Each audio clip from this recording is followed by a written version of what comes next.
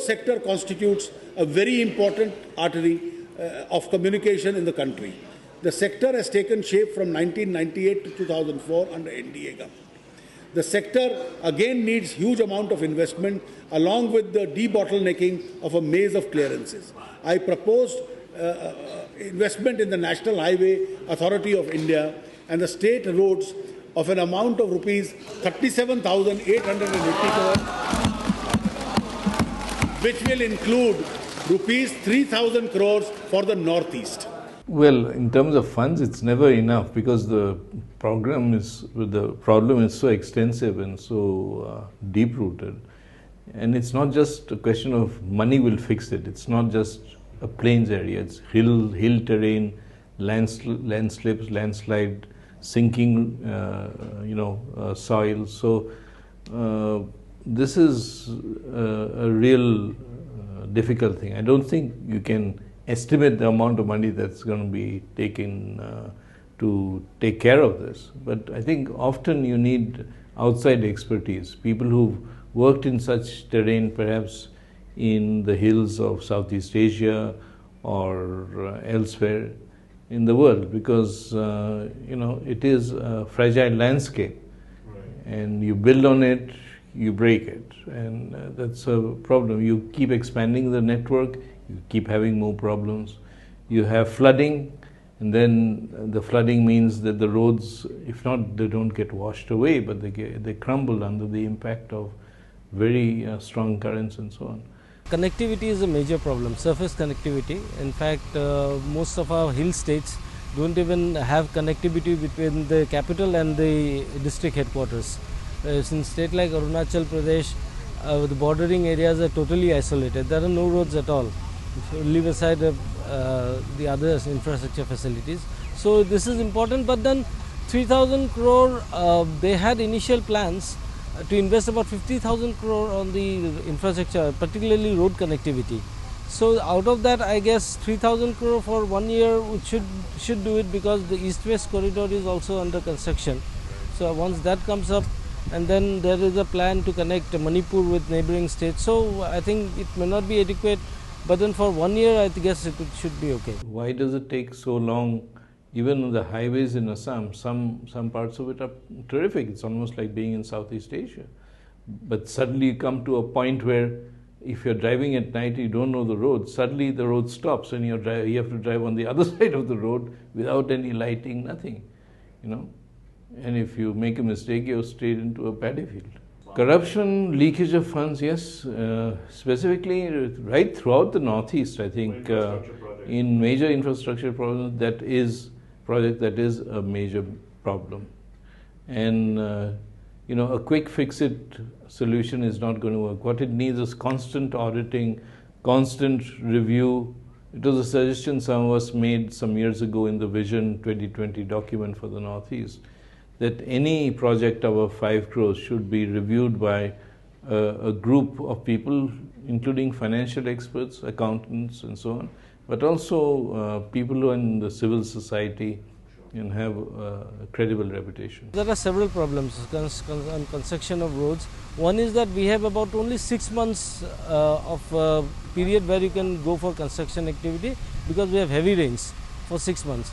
The other aspect is acquisition of land. The land is a huge issue, because in the hill states, the land doesn't belong to the state government. They have to approach the individual landowners and village headmen and the villages. So the land acquisition problem is in fact stalling some of the major road projects. Then comes the environment and forest clearance. That's another big issue, because I believe there are about 15 proposals pending with the Environment Ministry on the road sector, for the forest clearance. So these are the major issues. Once, giving money wouldn't be enough unless you get these hurdles cleared. And then there are complaints of extortions by the militant outfit and all that. Those things are there. Our problem is that in Northeast, we don't have any big construction companies operating there, because the big construction companies we are based here are very reluctant to go because of militancy and other reasons.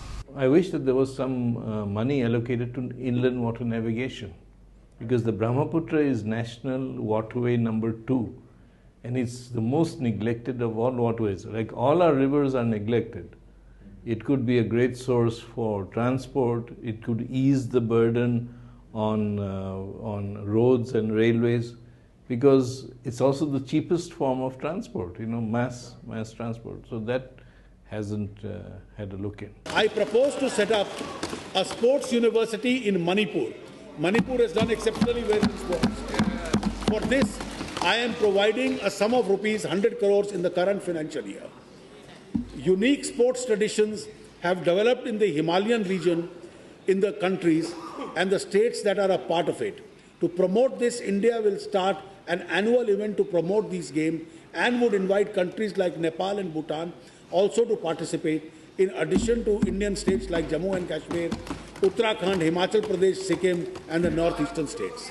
Well, they should bring in Nepal, Bhutan, and the Himalayas are one stretch. Nature doesn't recognize boundaries, only people and governments do. I think it's a good idea, and why don't they get people from Tibet? That'll be even better. Let the Tibetans come and compete. It'll be a great opportunity for very healthy competition instead of facing each other over a barrel of a gun. Manipur, as you are aware, sports activity they are doing very well among all these 8 states, and in fact they have a Sai Hazard set up there. But once this university comes up, it will be a game changer kind of, because there are still in the areas in Manipur where these people have to come to Delhi. They are not experts in the field, various fields.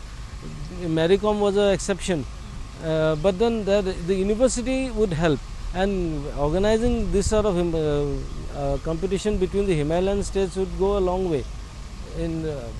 Apart from sports, cultural integration and other integration, to do wonder. It is a good idea. Essentially, the university will not be merely a teaching university or a research center. It's going to be a skills improvement center which will enable people to go out and find their way in the world as sportsmen and sportswomen.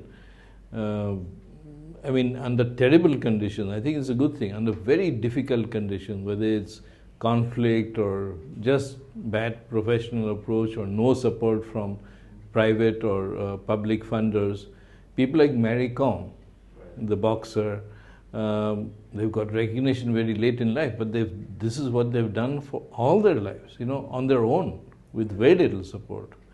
The people from Lajong Football Club in Shillong, they are in the top league of the country's best football clubs. In fact, 2 teams from Meghalaya are in the top 10 or 12.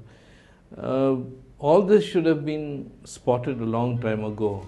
I'm very glad that it's happening now. Manipur is a good place for such a university, and they have the skills, the capacities, and I think the knowledge to make this work.